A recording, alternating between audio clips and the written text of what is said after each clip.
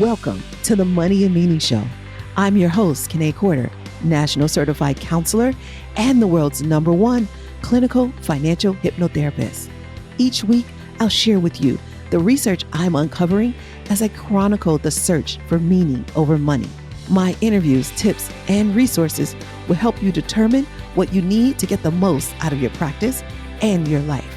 Because life is about more than money. It's about meaning. So let's get into today's show. Happy Financial Awareness Month, my Prosperity Pros, and welcome to this episode where we're going to talk a little bit about cryptocurrency. I say a little bit because I don't want you to listen thinking that we're going to talk deep into what cryptocurrency is and blockchain. And if you are a crypto expert, this is kindergarten for you. I'm just going to be telling my crypto journey, and we have a special guest, our CTO, who you heard from last year, is here. He's going to be talking about his crypto journey, and then we might talk a little bit about how our crypto journeys collided or merged. So, and then from this, I don't know that you'll walk away saying I know so much more about crypto as much as you'll say I know so much more about the possibilities of what I can do with crypto. That's really my goal. So let's get started. Let me first introduce our special guest. For those of you who didn't listen to last year's episode, we added a CTO who was also my boyfriend to Presidential Lifestyle last year, and he is a data scientist by day, and then in his other time, nights and weekends, he is the CTO of Presidential Lifestyle, helping us analyze our data so we can get the most out of that information. Is that right? Could you say that better, Jason? No, that was perfect. Oh, cool. Okay. So, guys, introducing, that's my drum roll, Jason. Hey, everybody. That's definitely the best intro I've had since the last intro you gave me. The last intro was better, though. Oh, it's hard to top. Exactly. So, I do need to give you guys a caveat, though. We have our grandson in town who is right now asleep. We don't know how long that's going to last. So, when he wakes up and says, "BB, Nick," then we have to go. Well, Nick has to go. Oh, that's our names. That's what he calls us. I think I should explain that. This is supposed to be about crypto. I know, but they at least need to know that, because when they hear BB Nick and then you have to go, they need to know why. Yeah. Otherwise, he's going to join and they are not going to understand his crypto journey. All right, so let's jump into it. I would like to start by saying that what crypto is to me. Would you like to give your definition of what you think crypto is, or Sure. what crypto is to you? Okay. So I say, when people ask me, like, well, what is cryptocurrency? I say it is another form of payment. And right now, it is becoming an acceptable form of payment. So years ago, 10, 15, whatever, when it started, it wasn't an acceptable form of payment in mainstream. There were people who were accepting crypto as a form of payment, just like years and years ago, credit cards were not an acceptable form of payment, but they eventually became. So Visa, MasterCard, American Express, Discover, those are household names, and you don't think twice about using that form of payment. Now, crypto is new and it is another form of payment. Now, I also use another definition. A couple years ago, I recorded a video and I said that look at crypto as sort of a collectible, the same way you would look at a Susan B. Anthony or a $2 bill, because at the time there weren't very many ways to spend your crypto. You were just getting it, acquiring it the same way you would a Susan B. Anthony. And so I said, look at it as a collectible, but that is probably not true anymore because you can use it. So kind of look at it as a collectible, but also look at it as a form of currency or payment. Now, the reason why I say look at it as a collectible, because a lot of people are just holding on to it and letting it rise, because that's what it's doing. When this whole journey first started with crypto, it was pennies, and now is it 60,000 now, babe? I don't follow it like that. You do. Yeah, just short of 60. Yeah, exactly. So 60,000 USD is the equivalent of 1 Bitcoin, I should say. Get real specific with that. So, I also wanna talk after you explain what you would say crypto is to you, I wanna talk about Bitcoin, and because people think cryptocurrency is Bitcoin, so I wanna talk Yeah. about that next. What you think? That makes sense. And Okay. I guess for me, the when I guess when I'm first talking to people or people, everyone asks, "Are you into crypto? Are you into crypto?" I I take a step back and just make sure that we're talking about the same thing and that they understand that cryptocurrency and blockchain aren't necessarily the same thing, and Mhm, that there's ways to be involved in this kind of blockchain revolution without being involved in the kind of currency, money aspects, central banks, all that kind of stuff that gets into. Because I think that whether or not you think that, someday in the future we'll all be buying houses with Bitcoin or grocery shopping with some other cryptocurrency, you can leave that aside. But I think one thing that's you can't argue with is the fact that blockchain and that technology is going to revolutionize everything, the way we do everything, from banking to mortgaging to renting cars to healthcare to everything else. So for me, I just like to make sure that we're talking about the same thing. When people say, "Are you into this? Are you into that?" That we're talking about, okay, the currency application of the Bitcoin tech, I mean, of the blockchain technology, rather, if that's what we're talking about, um, then we can at least be, talking apples to apples, I guess. But for me, I think that currency is probably just the easiest way to understand the technology because everybody uses money. It's pretty, common use case. Whereas some of the like supply chain applications or some of the other stuff that you can go down the rabbit hole in gets a little bit harder to understand how it all works. yes, you could say that again, and I would say that there are probably a couple of different people listening. There are people who are already, I'm not gonna say experts, but very knowledgeable in this blockchain crypto space, and they really don't need an explanation, and then there are people in the middle, like me, that have some knowledge of it, not deep, but can at least, be dangerous with it for, enough knowledge to be dangerous. And then there are the people who don't know anything about it and trying to explain it to them at this point. I don't know if you guys heard BB. I'll take a short commercial break. Okay, take a short commercial break. I'm gonna go. I'm gonna keep going, and then you're gonna come back. Sure. Okay, cool. Okay, so during this commercial break, I'm going to explain that a little bit more because some of you were probably like, wait, what just happened? So, remember earlier when I said that we have our grandson in town? So, it was spring break. Our grandson was here. We were trying to figure out how to work and be grandparents at the same time because we're young grandparents. I don't know how many of you know. I have adopted twin daughters. My daughter's married and has 2 kids, and one of them. And so she needed a break. And so we really wanted to hang out with our grandson because he's super cool and a lot of fun. 5 years old, but he takes all of your attention. And for those of you who have 5-year-olds or who have had, and Jason had a 5-year-old, I did not. Actually, he had 4 5-year-olds, but I did not. My daughter who came to me first, and I'll explain the adoption story later, and I'll have her on the show. But she was 16 when she came to me, and then her twin sister later came years later. But that's what you're experiencing, us trying to work and have a 5-year-old in the house, and it's just not part of our normal life. And we put him to sleep early, early last night, and so we were trying to get up, do our meditation, do our morning routine, and get this episode recorded. So there you go, backstory. Now let's get back to the show, and Jason will come back in just a second after we get Alec all squared away. Oh, and Nick and BB, he calls us Nick and BB. That's the names that he likes to call us, and so because we didn't want to be called grandma and grandpa. I mean, come on, I am not a grandma, not yet. I mean, I am, but like, I'm Bibi.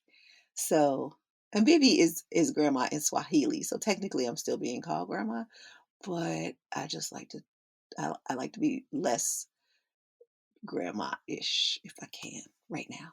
Maybe 10 years from now, we can switch that. All right, so those of you who came for crypto, let's get back to that. Let me see. How do I want to explain this?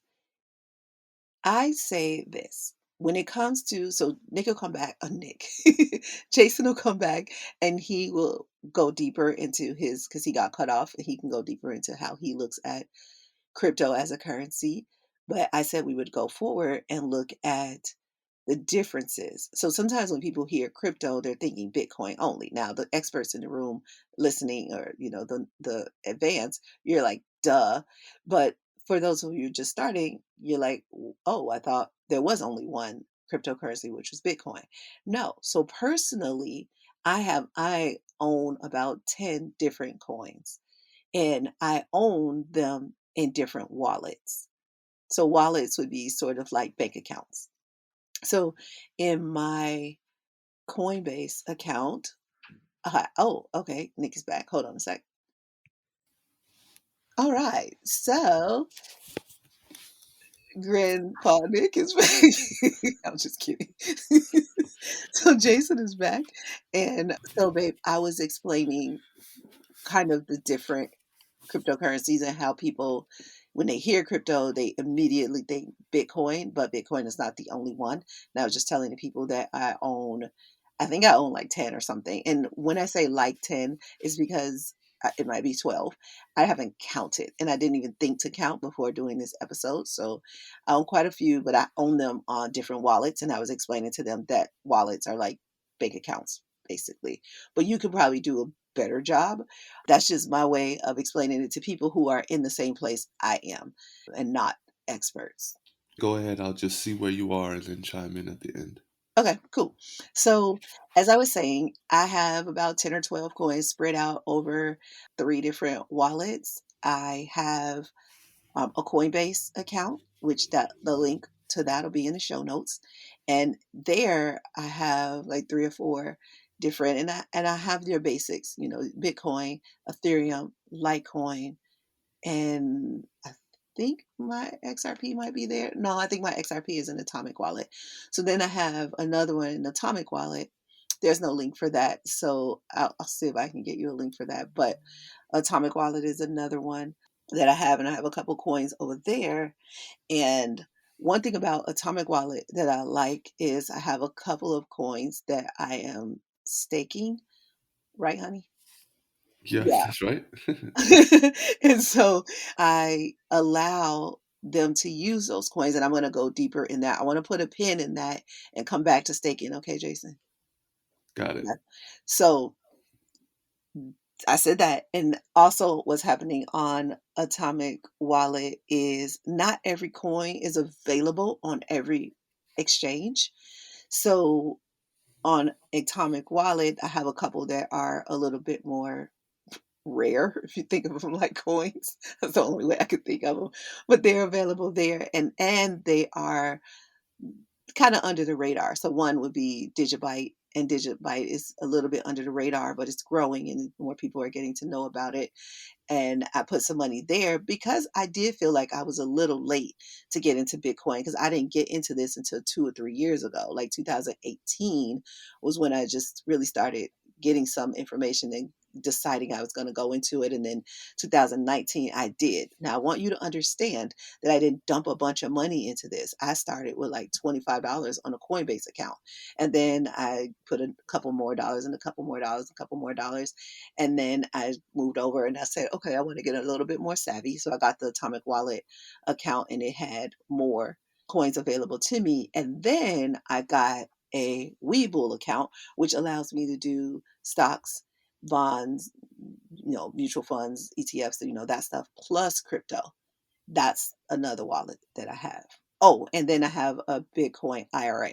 Now it's called Bitcoin IRA, but there are different crypto coins in there, and I own a little bit of overlap there. So it's about five or six in there. And I own gold in my self-directed IRA.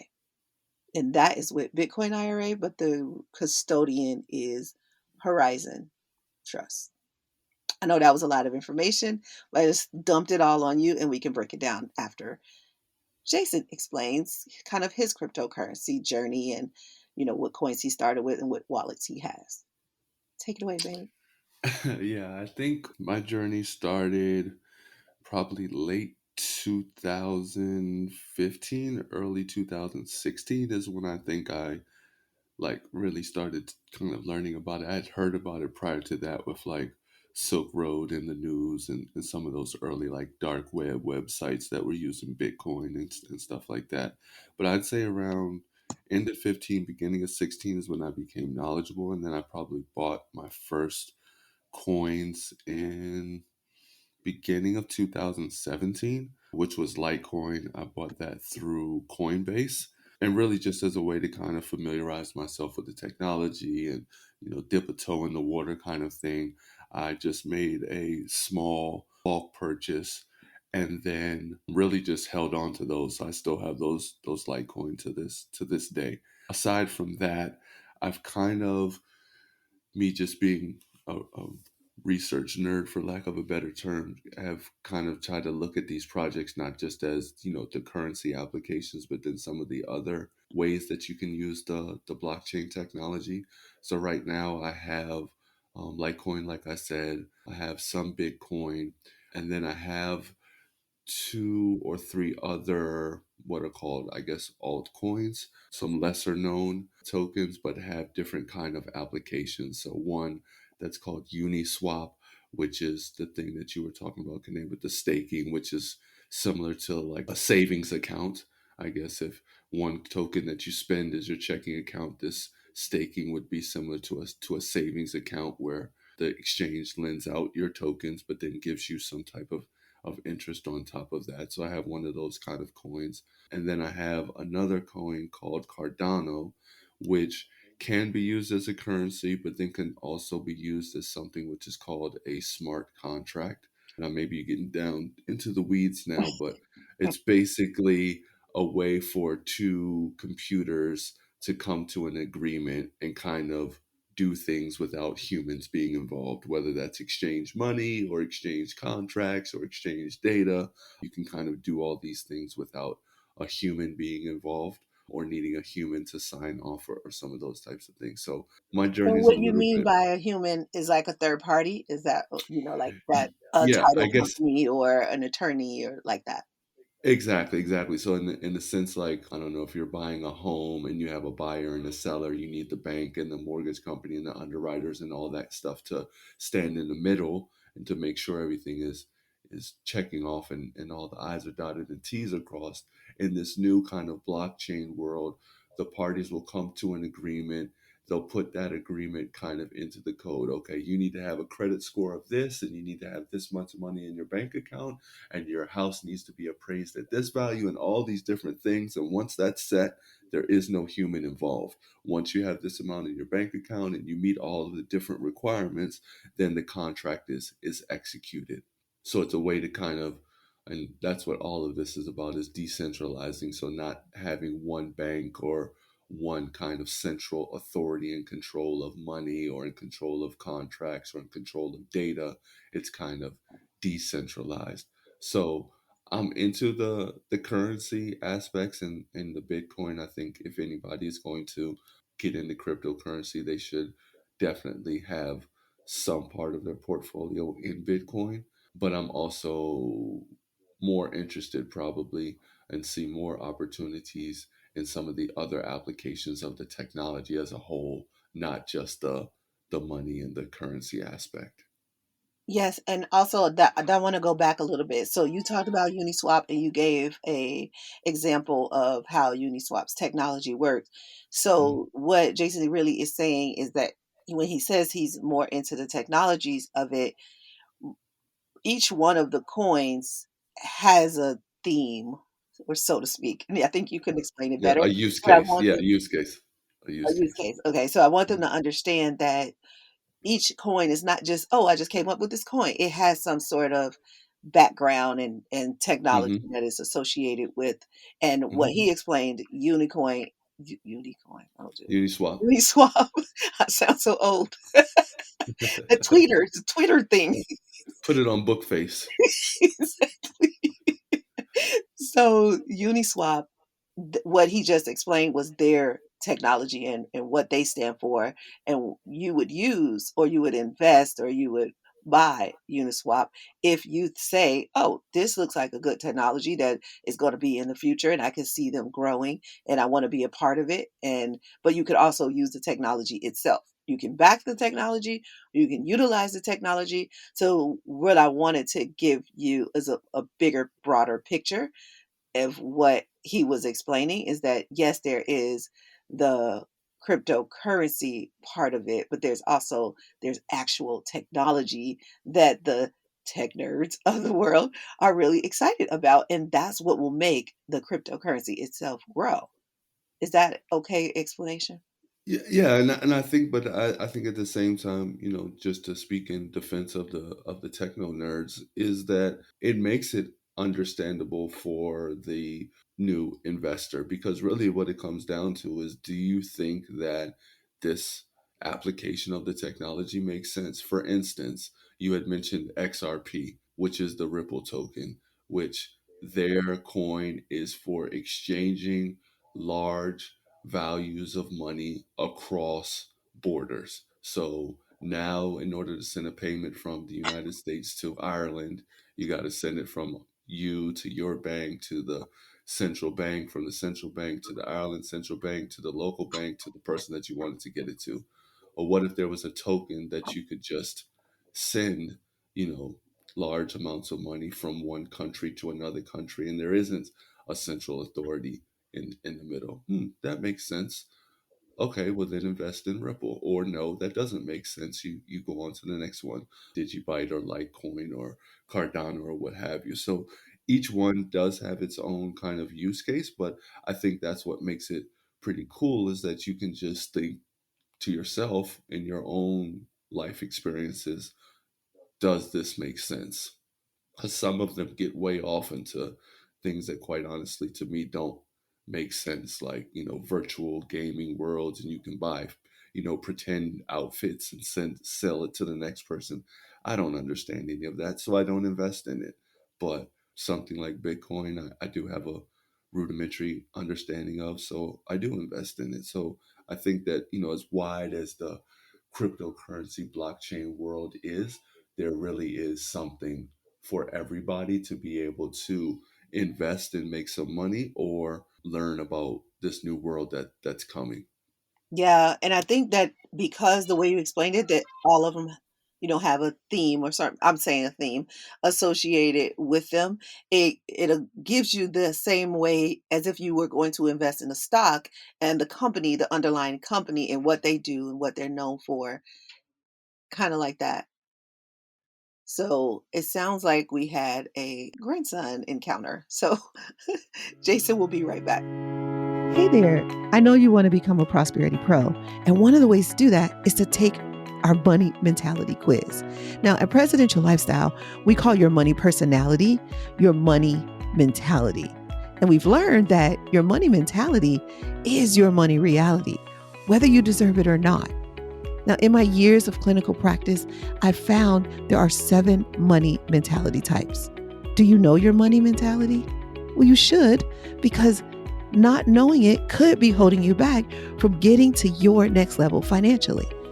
Maybe you're a spender or a saver, or you could be an enthusiast or a hero. Now, I know you may not have heard of the last two, but if you take the quiz, you'll find out your money mentality.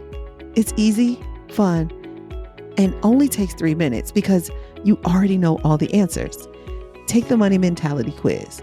It'll help you name your money personality so you can tame your thoughts, feelings, and actions around money. So go ahead, take the quiz. The link is in the show notes, and you might even want to share it with a friend. In the meantime, what I want to also tell you is that different currencies are not that foreign. It's just that, especially here in the US, we only really deal with USD. We only really deal with US dollars. And if people come to the US, they better exchange their money because you can't go to another store. I mean, you can't go to a store and decide you're going to bring euros or any other currency with you.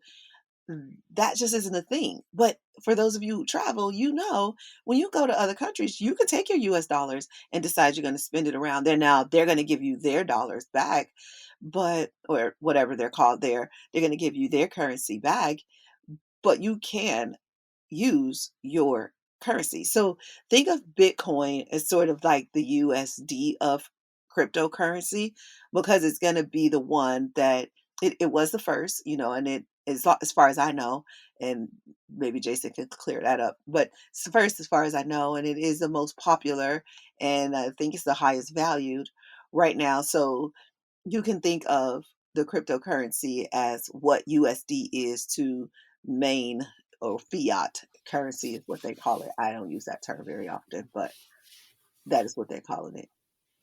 Are you back, babe? I am back. Okay, cool. So, did you hear when I was saying that you can look at Bitcoin as like what USD is to mainland currency or fiat currency? Like how we can take our US dollars and go to other countries and use them there, but then they're going to give us their money back and or their currency back. And so when you look at it, US currency or the US dollar is dominant, but it's not the only currency out there. But Americans often believe that it is until we finally travel and go somewhere else. And then we see that there are all these other currencies out there. I think I would make Bitcoin more analogous to gold Well, than yeah. the dollar, and then make something like Litecoin more analogous to the dollar I mean, in I the think sense. that's good on a nerd basis, but for most people, they're not even thinking about gold. Like gold doesn't even come up in their thinking. So they're like, "Oh, gold? Oh, what happens with gold? What is gold?" They don't, Well, that because that means we would have to go even deeper to say, US dollar was backed by gold, and no, it isn't. But like, I think that would take them too deep. Or am I being? I don't know. You know your audience. I was just saying that in the sense that the Bitcoin is the one that's most stable. It's the one that has the highest value. It's the one that's most widely used, similar to gold's history, where gold was accepted everywhere in every nation, every culture. They had some value to gold. Yeah. And I definitely see what you're saying. I just was trying to make it in a way that people today in today's world, what's already in their wallets, what's already in their heads, and the way that they think of money. Mhm.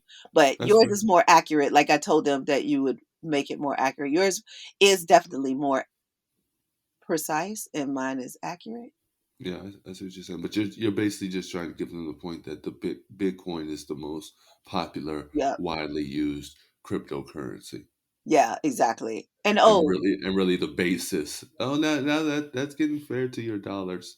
We can go back and pick up this conversation when we get back online, but similar to the way that a lot of other economies are kind of based on the dollar, a lot of these other tokens' value is kind of based on Bitcoin. Like it yeah. goes up and down with Bitcoin. Sometimes it'll go up more than Bitcoin and down more than Bitcoin, but most coins have some correlation to Bitcoin, the same way that most economies have some correlation to the US dollar. Yeah, that's a great I'm glad you brought that part up too. You're so smart. That was a good idea. I totally forgot about the movie from last night. That wasn't my idea, that was his idea. He's so damn smart. It's so wild the things that he does not forget. That's what I love about kids.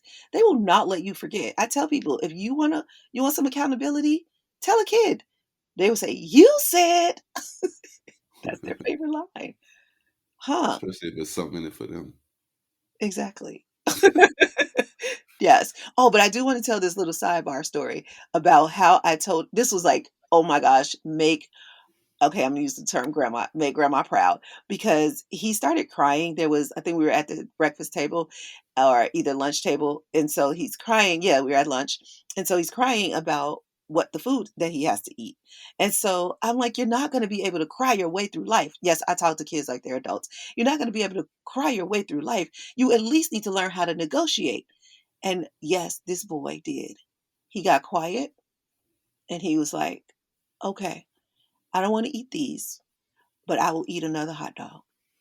And I was like, oh my gosh, I'm gonna go with that because I gave him tater tots and hot dogs. He ate all his hot dogs and he left the tater tots. And so I was like, "You're gonna eat these tater tots?" And we were fighting about it. And then he was like, "No, I'm not." And so I'm like, "You're eating. You have to eat more." And so he's like, "Okay, I will not eat these tater tots, but if you give me another hot dog, I'll eat that." And I was like, "All right, let's do it." So I got him another hot dog. He ate his hot dog. He was nice and full. And we went about our day. But I just thought that was so brilliant that he got negotiation. See, people think kids, I bet you if I explained cryptocurrency to children, they would get it faster than adults would. What do you think? 100%. I mean, just like kind of like coding. You know what I mean? Yep. You put it in a game and the kid picks it up pretty fast. Like Minecraft is nothing but coding, but kids love it. Oh, really? Hmm. Oh, I never knew that. Yeah, and even like just the phone, you hand him your phone, he'll figure it out. He knows where all the things are. You don't have to really give him any direction. Oh, like the lock. Like he figured out how to unlock the doors because our house, we have a smart house. He figured out, or I should say our office, he figured out how to unlock the doors without either of us teaching him that. But that's because it's all electronic. This is interesting how they can just adapt really quickly and how we're trying to find a way to give adults metaphors and similes so you can understand this cryptocurrency. When you are a child, there's nothing to relate it to, but somehow you can still understand it. And that is the beauty.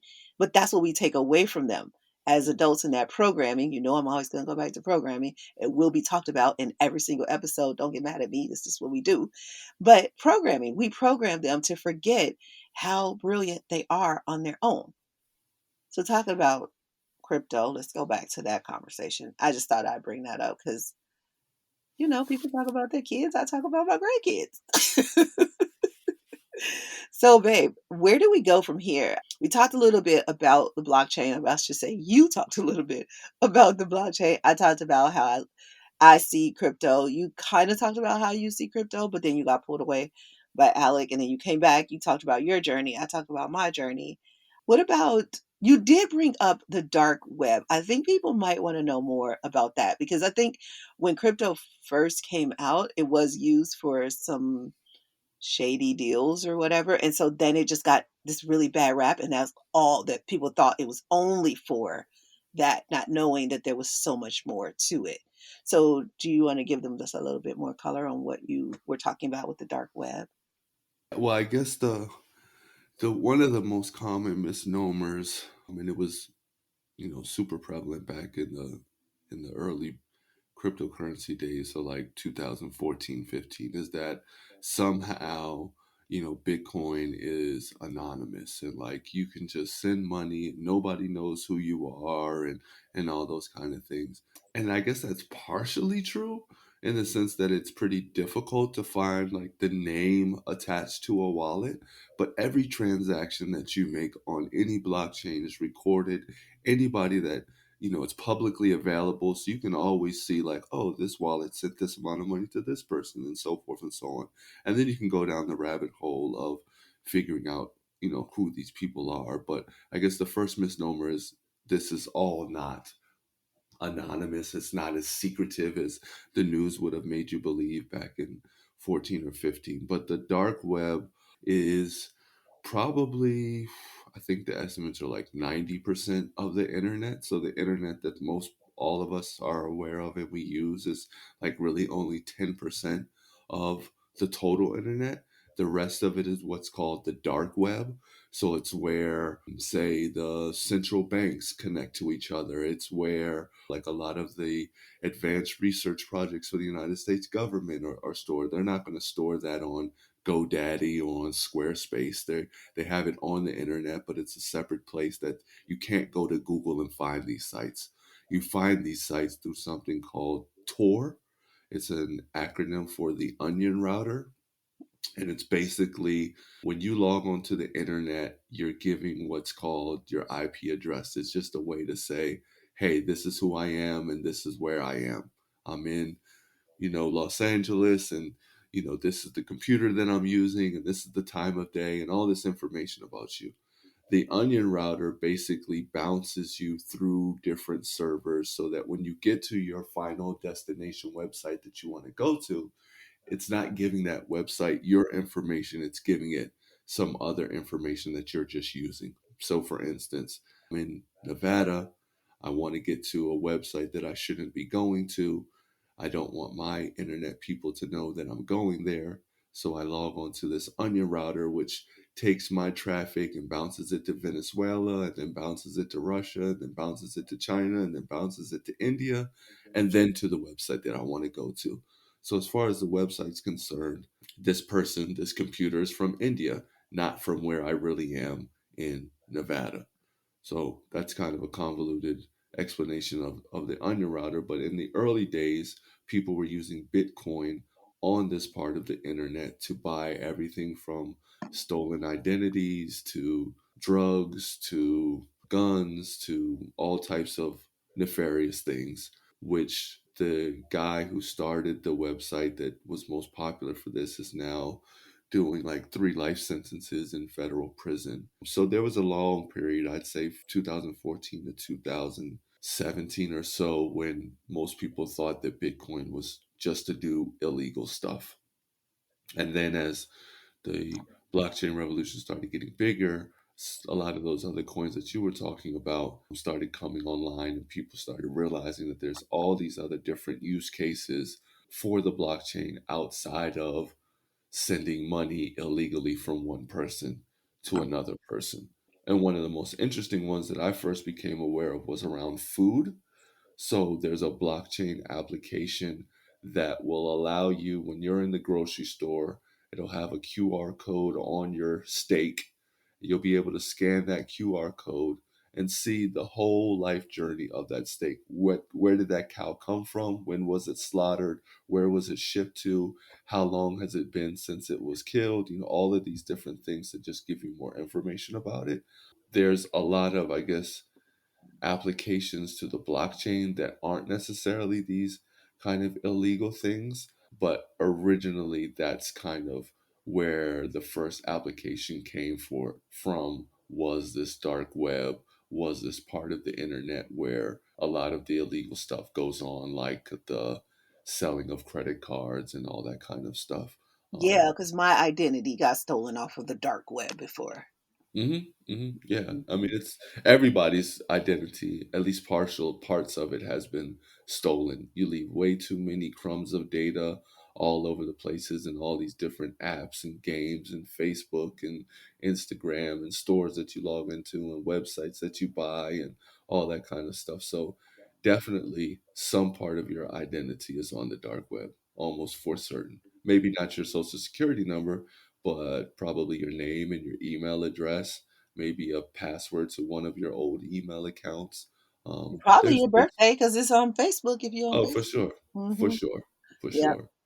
But I'm glad you brought that up because it made me think of this whole like wealth transfer that when I was at Morgan Stanley, a couple of my clients did ask me about crypto. And that was back in the days when I was describing it as a collectible. And I was kind of like, oh, it's a novelty, oh, get to know it. If you're going to do that, do it outside of your Morgan Stanley account. It's not something I would recommend that you do. And this was probably 2013. And that probably I don't know that I didn't know enough about it to the reason why I directed them in that way was because I didn't know enough about it. And I definitely want to, if I'm going to advise somebody, I want to advise them on something I know, not on something I'm thinking or considering. And Morgan Stanley wasn't doing any research on it at the time because of all these things, this bad reputation that cryptocurrency had. If it had a different reputation, then Morgan Stanley would have gotten into it faster and I would have had education on it, which I'm not a big studier, if that's a like I was an A student, but it wasn't because I studied a lot. I just happened to memorize things really well. And if I have a discussion with you, I can remember. So I have a good memory. That's what it breaks down to. But I don't study a lot. And I think the reason why when you're listening to this episode, I'm like, oh, this is that, and this is kind of like this, and hey, you right, babe? And then you're like, yeah, and then you go deep because you studied a lot more than I did. So this is two things that I'm bringing up. I'm bringing the studying up, but I'm also kind of bringing up this wealth transfer thing. So you can go with either one of those, but I want to talk about both of those. Like Mhm. one way to go about this crypto journey is to do all the studying and go deep, but another way is to just jump in like a gut person. You're more a head person. I'm more of a gut person, but you're a closet gut person because you jump Yeah. in too. But I am gut through and through with a tiny bit of heart in there. But because I'm a gut person, I just jump in. But that makes us a really good team, which we can talk about how our crypto journeys merge and just our investments merge, period, Mhm. as a couple in a second. So that's kind of three topics. So there's the study topic, there's the wealth transfer topic, and then there's the merge topic. Okay. Which one do you want to go with first? I'll start with the study topic Okay. because the one thing that I would say to anybody listening, if they're like even vaguely interested in it, but either have only dabbled or haven't touched it at all, would be to, I guess, two things. One would be Coinbase and open up a small account with even, $25 or something like that. And then within Coinbase, they have an educational program where you can actually get free crypto from learning about crypto. So they have different projects for different coins or different videos out, different lessons, let me say, for different coins.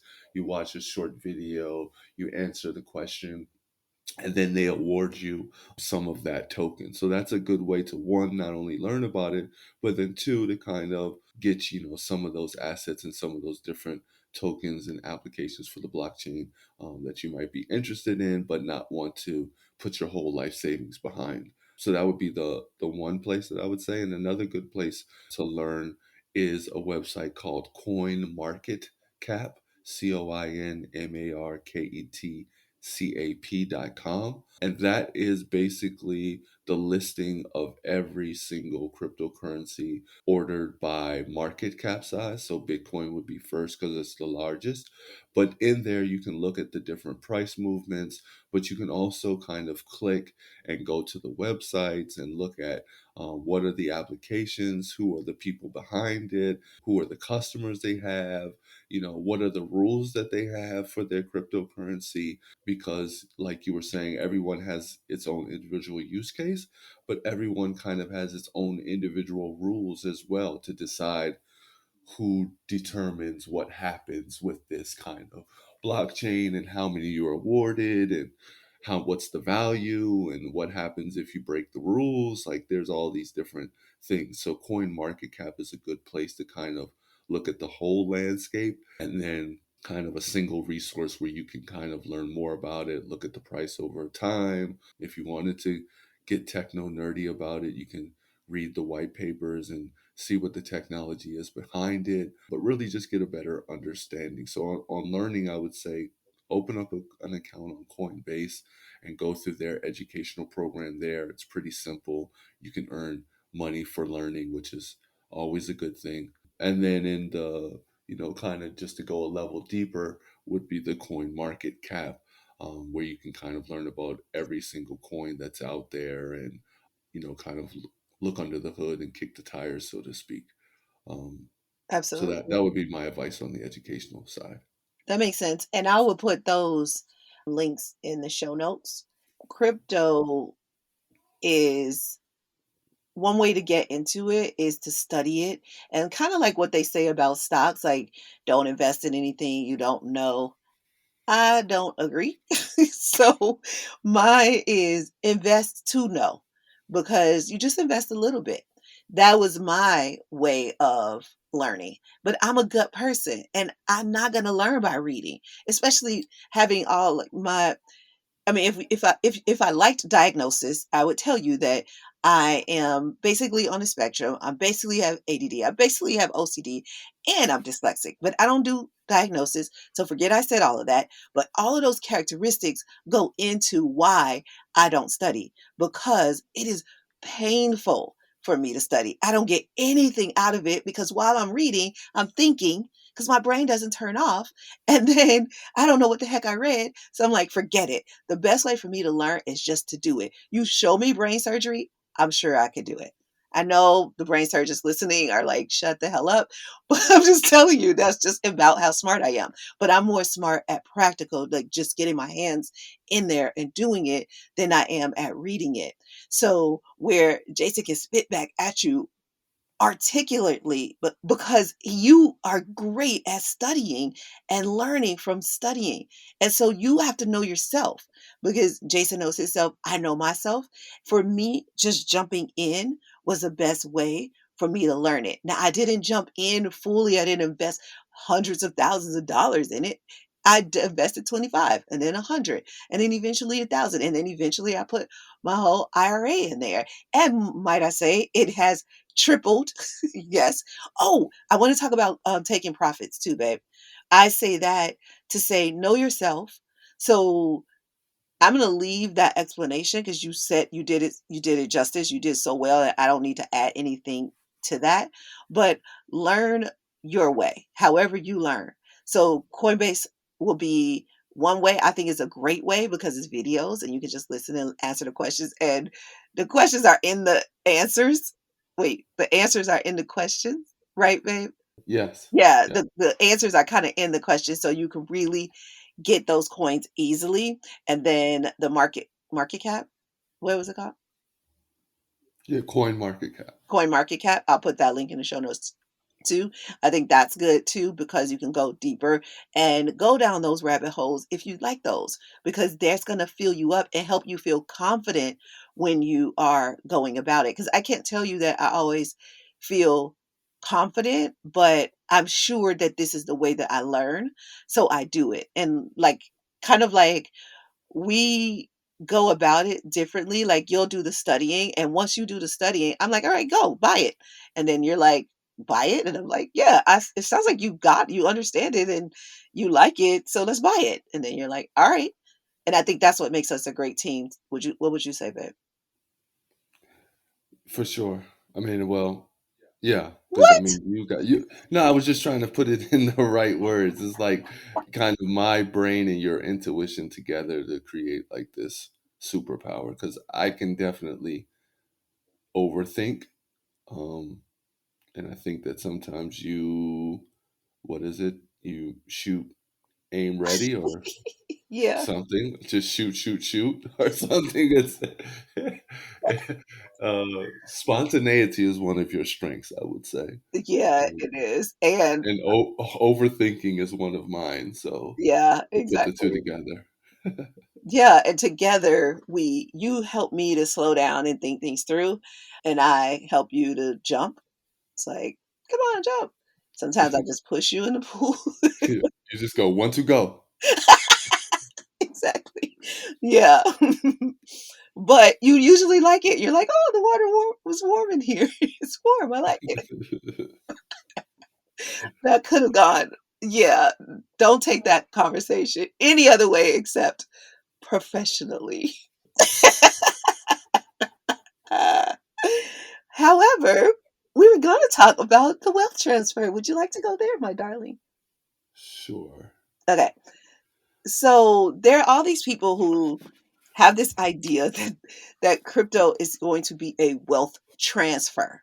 And I think because of the terminology and the words, people believe that that means that the haves will lose the money and the have nots will now a currency, and now the have nots have it. So then the haves will turn into the have nots and the other way around. And I'm like, no, that makes absolutely no sense given who the haves are and the way they think and the control and the power they have.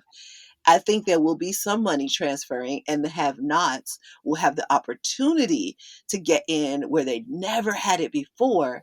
But first of all, there's enough in the world for everybody to have something, whatever it is. You put your sights on what it is, your idea of prosperity.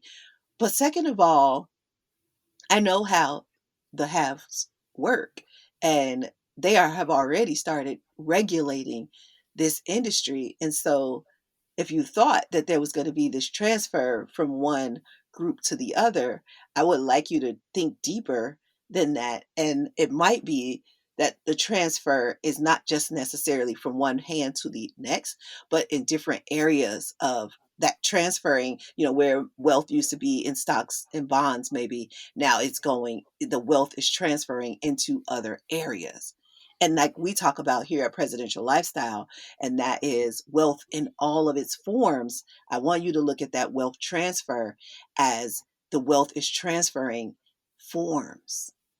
What would you say, babe? That's exactly what I was thinking. I mean, I think that, over the course of time, there's always a kind of some type of wealth transfer. And when a lot of people hear, like you said, they think like, oh, the rich people are going to stop being rich and the poor people are going to stop being poor. And then they're going to change positions. And I don't think that's ever going to happen. I think that what we've seen over time is the definition of wealth transferred. Ooh. 300 years ago, it was the guy that had the most horses was the wealthiest.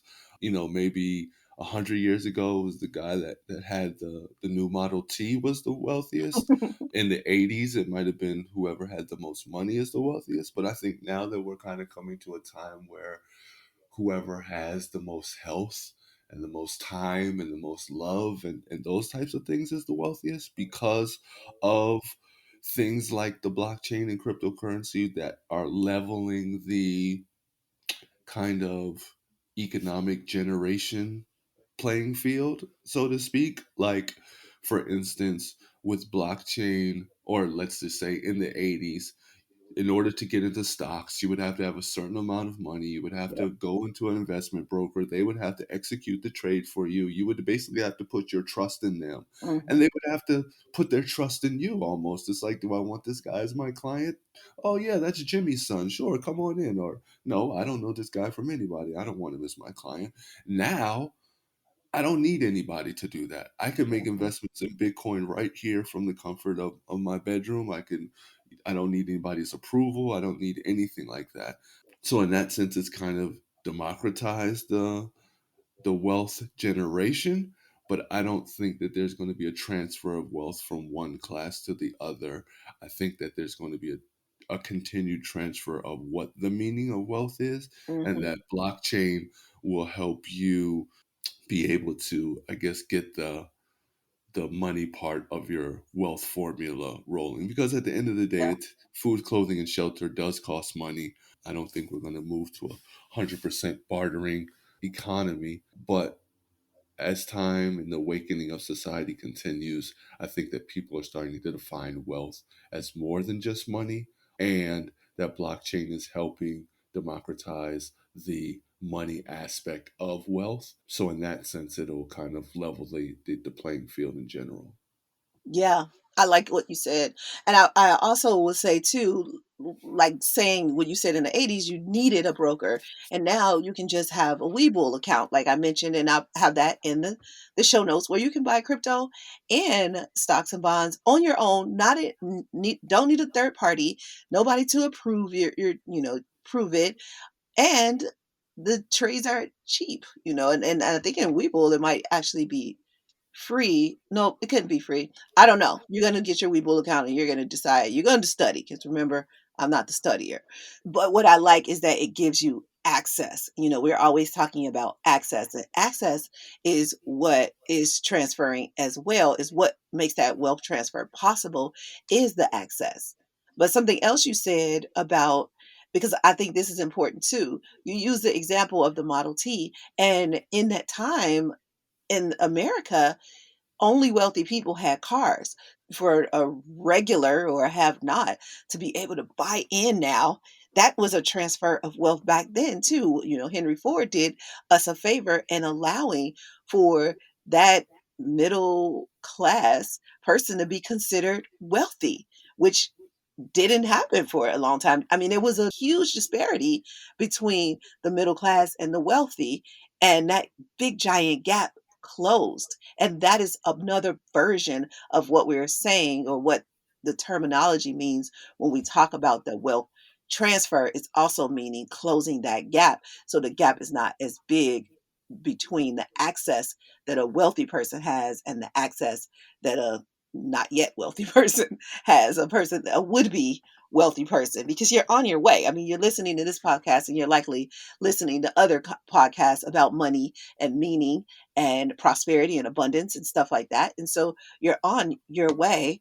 And this slight education that I'm giving you and deeper education that Jason is giving you, and then all the other resources that you have are giving you more education. So you're able to be part of that wealth transfer, not because you're going to become leave the have nots and become a have or one percenter or anything like that, but because you are now going to look at the possibilities. What is possible for me and my idea of prosperity? Because I always want to bring you back to that because it's not about what I'm doing, what Jason is doing, what any other person is doing.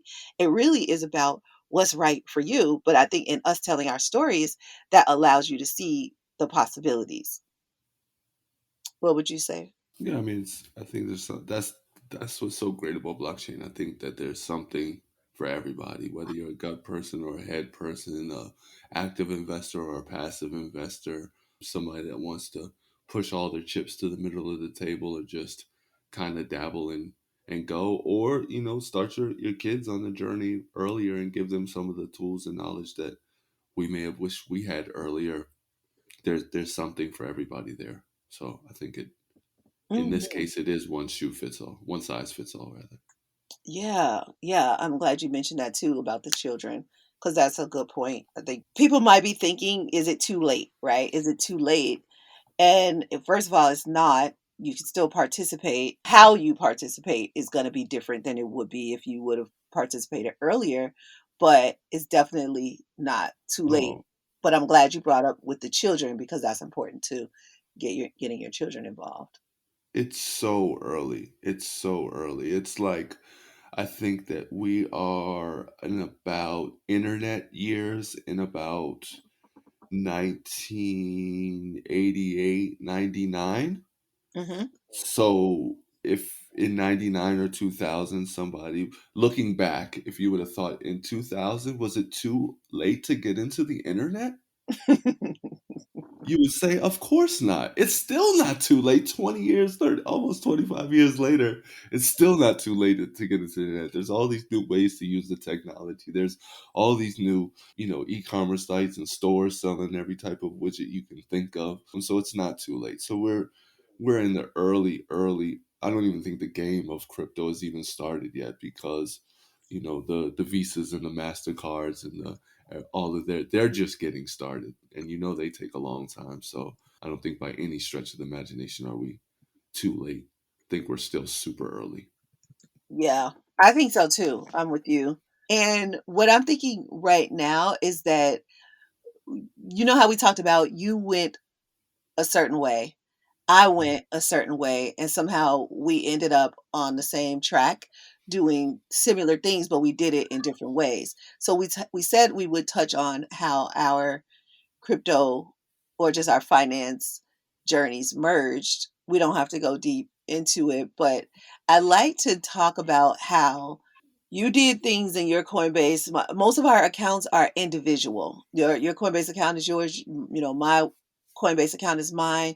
But we have our own WeBull accounts, and then we have that combined WeBull account where we combine our philosophies. You go do, like I talked about earlier, you go do the studying, and then I'm like, okay, go jump.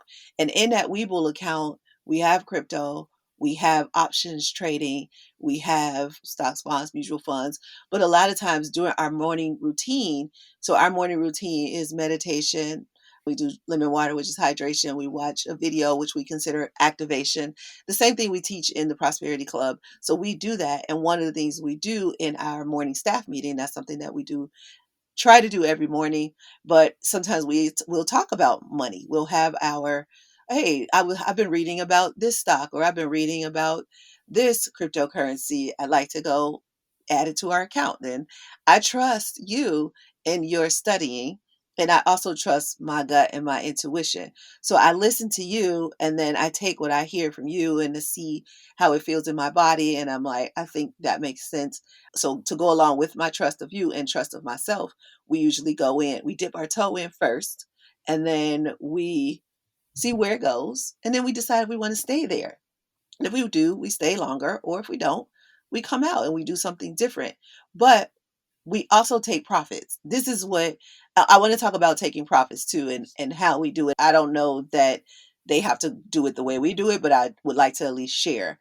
So what would you say about that merger of, you having your separate accounts, us having that joint Webull account, and kind of working it together?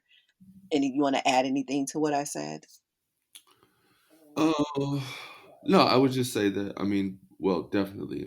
I think that that's one of the things that makes us a good team is that I can go off and do the research and get all the data and then bring it back to you, and then you can apply your intuition to the data, and in a lot of cases that allows us to come up with the best solution for that, specific situation that we're looking at, because it's never black or white. It's usually some version of gray, so it's never head or gut. It's usually some mixture of the middle that gets it to the right point. And then the other thing that I would say with, I guess, with making investment decisions and having, I guess, having two separate accounts is, at least in my thinking, and this is probably backwards and not wrong, not right, and probably reveals parts of my psyche. But with my account that I kind of learn in and switch and trade, I'm a lot more kind of gut and just go with what I feel and squeeze the trigger and not worried about downside protection as much, because I feel like those are kind of my wounds, I guess. Whereas with our shared account, I don't want to make a wrong decision. I don't want to be incorrect, so I'm a little bit more hesitant. But I think that at least being able to come to or at least to have these kind of staff meetings where we can kind of discuss what our thinking is helps on both sides, whether it's the joint account, the personal account, or the Webull account, or whatever. But yeah, figuring out some way to, I guess, marry the two mindsets has been super helpful for, I think, our investing overall, whichever accounts it's in. Yeah, that's true. And that's what I meant when I said you're a closet gut person. You just sneaked your gut in there, and I'm like, okay, I see you, gut person. I mean, I think Rubbing that off on me. I could easily be a head person, but my gut is just so strong. But because my head never stops, I could easily be a head person. But I'm just like, shut up, get out the way. I just push my head out the way. My gut is such a bully. It's just like, we'll jump, and then the head is like, but wait. Just has to shut up. It's too late. We're gone. We're done. But then the gut along the way is happy I did it. And so I get that dopamine shot. Not every time, I'm not, the gut is not always right. It's just mostly right. Following your gut usually works. But when you follow your gut because you had enough information, it is nothing more rewarding than that. And any gut person will tell you that, especially when you didn't have to do the gathering of the information. So thank you, my love. I love that you gather the information for my gut to work at optimal. See, that's what this whole CTO thing is about. So you're kind of like the CTO of the relationship as well as the company. I'll put it on my resume. It should. That should definitely be on your resume, even if it's just like a, oh, and by the way, kind of thing. That should be on the resume. There should be a line on resumes that say, oh, and by the way, Yeah. because that's really where P.S. the important crap is going to go. Probably at the top. Yeah, and I hate resumes anyway. So I think that I will, if I was gonna ever apply for a job, I would just make like a really cool, funky, like, I don't even care if I'm going for like the most conservative company like Morgan Stanley. I would still be really silly. But just to see, just to see what happens. If I don't get the job, good, because I'm not gonna not be myself. If you don't like me, you probably shouldn't hire me because I'm so Kane, or like you say, all the way Kane. You know, Yeah. but you're all the way Jason too, for the most part. for better or for worse. Right? You're all the way, Jason, with me for sure. Like, I get all of you, and which is fun because you don't have to temper yourself, but I don't either. Because if I'm going to get to be all the way Kane, then that kind of like gives you permission to be yourself. I think that's what people like about me. I just discovered that. Oh my goodness. I'm so glad we had this conversation. Huh. You Hmm. know what episode 140 will be about. Shut up. So true. Okay, so let's kind of wrap this up with I feel like we touched on everything and we better have because this has been like an hour long episode, one of my longest episodes. But I Sheesh. feel like it was needed. Like nothing we talked about was fluff. We got down into the pieces. So how do we close out? I would just say what I would say. Oh, I didn't talk about taking profits. This is my last thing, and then we'll close out. I will say this: I always take profits. You can decide how you want to take profits yourself. But for me, if I go in, when I go in, whatever I went in with, I'm always gonna at least take that, no matter freaking what. I want to feel like I didn't lose any money. So that's my own way. And I feel like when you decide on your profit strategy, you need to figure out what will lower your emotions. The lower your emotions are, the higher your logic can be. And you can take that education, like what Jason does, and you can really listen to your gut and not let your heart or your head get in the way. But when you have a strategy, stick to the strategy, even when it feels a little uncomfortable, because you put the strategy in place for a reason. So after I take my initial investment out, what I then do from there is decide, okay, every 10% I'll take I'm sorry, every 50% I'll take 10%. Every 50% I'll take 10%. That's one possible way. I'm just saying I always have a percentage that I'm going to take every percentage. So even if I say, okay, every time this money doubles, I'm going to take out 20%. Whatever the strategy is, utilize it in the beginning, decide on it in the beginning, and then utilize it all the way through. And don't change it just because your emotions change. Let the strategy be the strategy. You put it in place for a reason. So that's all I want to say about that. You can add if you want to add to it, babe, if you want to add anything. I have so little to add on profit taking. That's probably the area that I'm most gut in, sad to say. And I need to get better at it. That's probably the only thing I would You're like, yeah, you're like 100% profits. I want to take all my money back out. add. I'm like, whoa, whoa, whoa, whoa, strategy, strategy, strategy. We won. Game over. We won.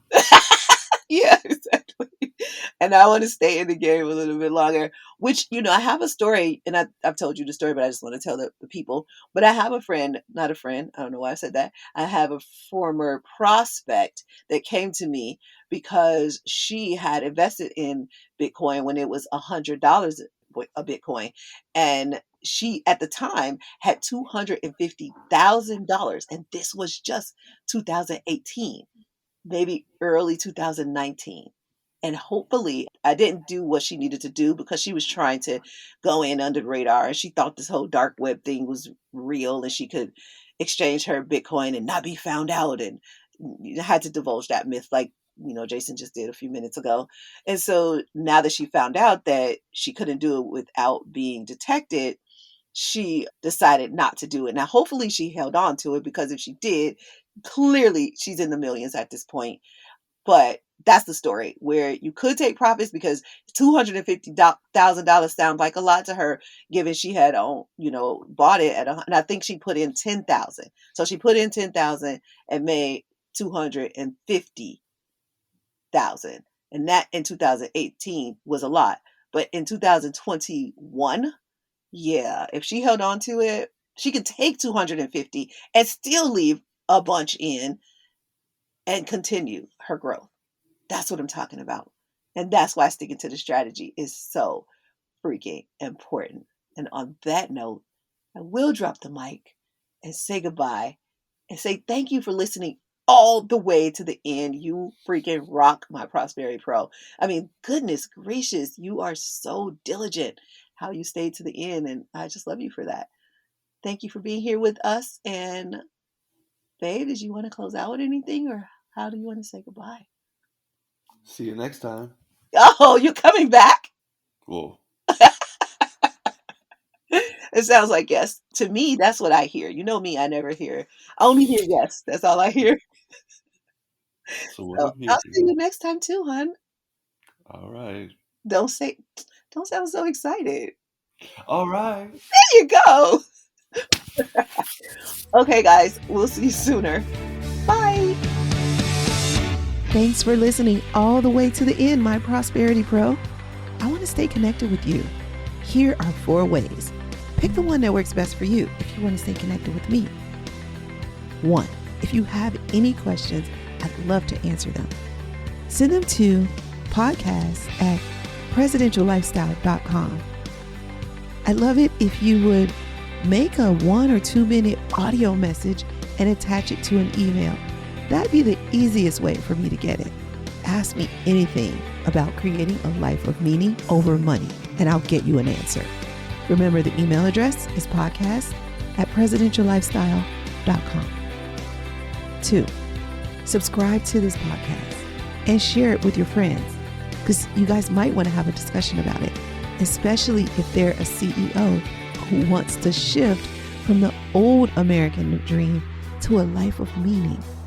3, we try not to have any sponsors on this show unless they are truly in line with our values. I mean, really a good fit. So that means we fund this podcast ourselves. I'd like you to take a look at our resource page to see if there's any products or services that we recommend that are right for you. If not, no worries, maybe later. If so, please use our affiliate link to purchase. Thank you in advance for doing that. You are such an amazing person. Okay, 4 and last. If you want to know what's happening over here at Presidential Lifestyle and you want us to email you the update, then go to presidentiallifestyle.com/blog/now. And you'll see the current updated blog for the week, but you'll also see a link to subscribe to that blog. We can email it to you if you like. That's presidentiallifestyle.com/blog/now. Don't worry, you don't have to remember that link or any links. They're all in the show notes. Oh, and I forgot to say, if you're enjoying this podcast, go ahead and leave us a review and tell us how much you're enjoying it. And now for the legalese. This podcast is not to replace professional counsel. The best advice is from a professional who knows you and your specific situation. The topics discussed in this podcast are general in nature and for informational or entertainment purposes only. We encourage you to meet with a professional that you can discuss your specific situation with. Whether you choose us or someone else, one-on-one counsel is important, whether it's a financial, therapeutic, legal, or other decision. So that's all for now. I'll see you next episode. And remember, you can have wealth in all of its forms. Believe it, and you'll soon see.